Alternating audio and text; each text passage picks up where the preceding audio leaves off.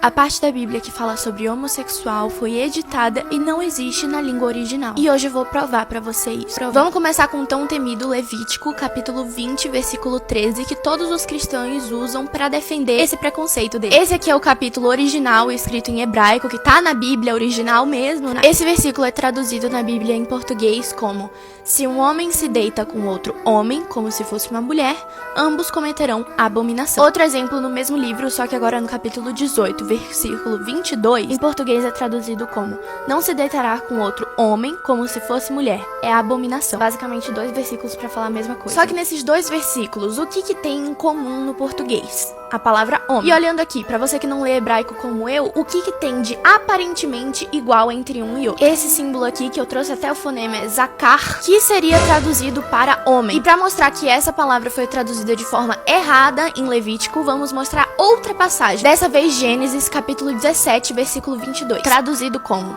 e da vossa geração em diante, todo menino de 8 dias será circuncisado. E olha novamente a palavra que aparece aqui, exatamente o mesmo símbolo de Levítico. Por que que em um versículo ele é traduzido como homem e em outro versículo ele é traduzido como menino de 8 dias? Pra você poder usar de desculpa pro seu preconceito. Que? Tá estudando hebraico e esqueceu o português. Contexto, mulher, contexto. Zakar significa macho, por isso que um é traduzido como homem e outro é traduzido como menino, porque ele tá querendo falar a questão do sexo. E por isso a tradução correta de Levítico 18:22 seria: e com macho não te deitarás, diferenciando o sexo masculino do feminino. E em Gênesis 17:12 tá falando sobre a circuncisão de todo macho na casa de Abraão. E o próprio contexto tá deixando claro: se é um macho de 8 dias, então é um menino, um bebê. Não tem nenhum erro aí. Não falam sobre homossexuais, e sim sobre porque se a gente traduzir da forma correta, o versículo ficaria: se um homem se deitar com um menino, como se fosse mulher. Que? Ela não disse que sabia de hebraico? Mulher, se o escritor quisesse usar menino, ele usaria na A, que significa menina, adolescente, criança. Não tem nada a ver com esse texto. É um mau uso do léxico. Isso se você sabe o que é léxico. Se o versículo é traduzido como homem que se deita com outro homem,